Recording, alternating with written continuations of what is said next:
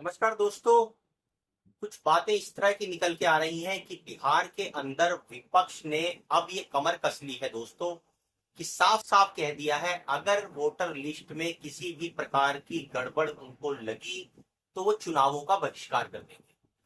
अब दोस्तों, चुनावों का बहिष्कार करने की बात, चाहे वो तेजस्वी हो चाहे वो कांग्रेस पार्टी हो, अगर जब बड़ी पार्टियां जो विपक्ष की मेन पार्टियां हैं वो चुनाव का बहिष्कार ही कर देगी, मान लेंगी कि भैया चुनाव आयोग धांधली कर रहा है सरकार के साथ मिलकर, तो फिर इस चुनाव का मतलब ही क्या रह जाएगा, इस लोकतंत्र का मतलब ही क्या रह जाएगा। इसी मुद्दे के ऊपर दोस्तों बात करने वाले हैं इस वीडियो के अंदर। हमारी वीडियो को लाइक और सब्सक्राइब जरूर कीजिए। दोस्तों, बात करते हैं कांग्रेस की। जिस तरह से खुलकर कांग्रेस अब सामने आ गई है, कांग्रेस अपनी पोस्टों में दोस्तों साफ लिखकर दिखा रही है कि भाई जो चुनाव आयोग है, जब वो ये कह देगा कि 20 लाख जो है वो मर गए, 28 लाख जो है वो पलायन कर गए, 7 लाख डुप्लीकेट निकले और 15 लाख के फार्म ही गायब हो गए, तो ये लगभग लगभग जाके जो है 70 लाख के आसपास जो है वोटर हो गए। और ये 70 लाख वोटर जो है एक साल पहले तो थे और 2024 के चुनावों के अंदर ये बाकायदा थे, और एक साल के अंदर जो है आज आपने एसआईआर कार्यक्रम अपना चला दिया और उसके अंदर ये वोटर गायब हो गए। तो भैया ये बताओ, जब 2024 में इन्होंने सरकार को वोट दिया, विपक्ष को वोट दिया, किसको वोट दिया, ये जो वोटर है इनका दिखा दो भैया, ये नाम है और इन्होंने वोटिंग करी है या नहीं करी है 2024 के चुनाव में, वो दिखा दिया जाए। अब जो है उसके बाद मजे की बात दोस्तों ये है, जब चुनाव आयोग के पास सारे टूल हैं, आधार जैसा इंपॉर्टेंट टूल है जिससे आधार से लिंक होते ही पता चल जाएगा कि भाई कौन सा व्यक्ति जो है एक्टिव है, किसको पेंशन मिल रही है, कौन जिंदा है, कौन मर गया। दोस्तों, बहुत बड़ा गड़बड़ झाला चल रहा है दरअसल देश के अंदर।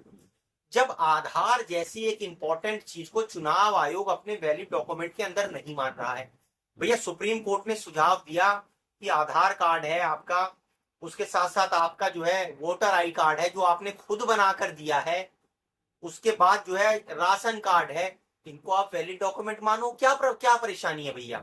जब आपका खुद का बनाया हुआ वोटर आई कार्ड को आप वैलिड डॉक्यूमेंट नहीं मानोगे तो इसका मतलब भाई आपने बनाया क्यों वो डॉक्यूमेंट फिर? या तो आपके अगर उसकी वैलिडिटी नहीं है तो फिर आपके ऊपर भी सवाल उठेगा कि भैया आपकी मंशा क्या है एक ऐसा डॉक्यूमेंट बनाकर देने की लोगों को जिसकी वैलिडिटी आप खुद ही नहीं मानते हो। इसका मतलब दोषी आप हो। क्या आपके ऊपर कोई कार्रवाई होगी कि आपने लोगों को एक ऐसा वोटर आई कार्ड बना के दे दिया जिसको आप खुद ही नहीं मान रहे हो थोड़े समय के बाद में? तो सवाल यहां पर उठेगा उठेगा भाई। उसके बाद आपने सुप्रीम कोर्ट में बोल दिया भैया नहीं, ये डॉक्यूमेंट जो है वो हम नहीं मान सकते, हमें तो वही 11 चीजें डॉक्यूमेंट को हम वैलिड मानेंगे जो पहले थे। तो भैया ये बता दो कि ये जो 20 लाख लोग जो मर गए हैं, कि उन 20 लाख लोगों में से कितने लोगों ने 2024 के चुनाव में वोट डाला? चुनाव आयोग आप हो, आपको तो पता होगा। और भैया अब एक साल के अंदर ये 20 लाख लोगों की डेथ हो गई, तो वो जो डेथ हो गई क्या उनके आधार कार्ड भी बंद हो गए? समझने वाली बात है। क्या उनको और कोई सरकारी सुविधाएं ऐसी तो नहीं है जो अभी भी मिल रही हो? उसके बाद ये जो 28 लाख लोग पलायन कर गए, ये कौन है? क्या इन्होंने 2024 के चुनाव में वोट डाला?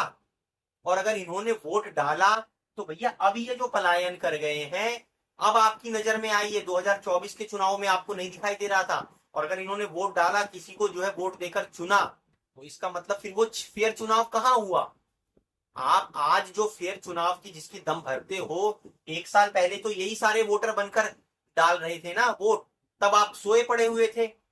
अब आज आपको एसआईआर प्रोग्राम जो है एकदम से याद आ गया, आपने करना शुरू कर दिया।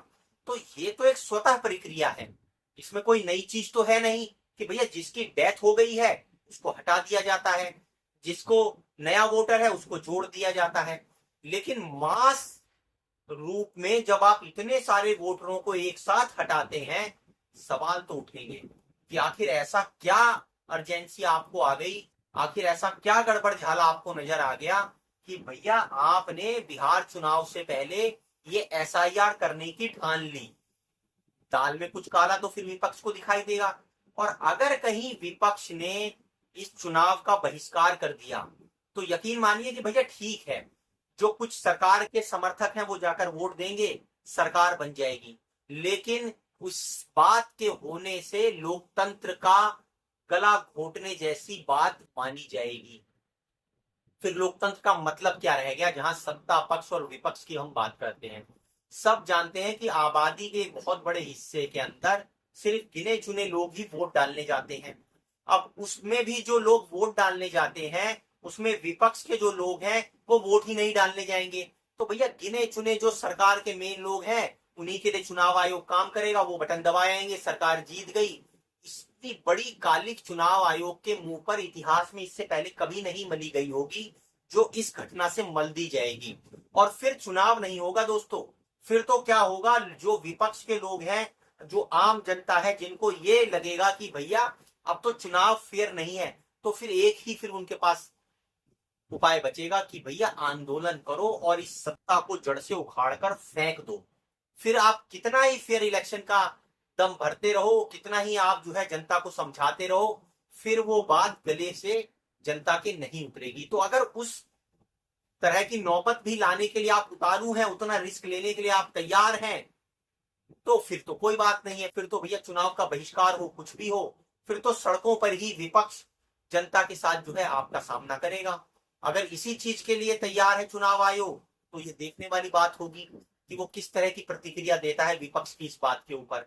और दोस्तों आप भी कमेंट कर कर हमें जरूर बताइए कि विपक्ष का चुनावों का बहिष्कार कर देने का जो कदम है, क्या वो एक सही बात है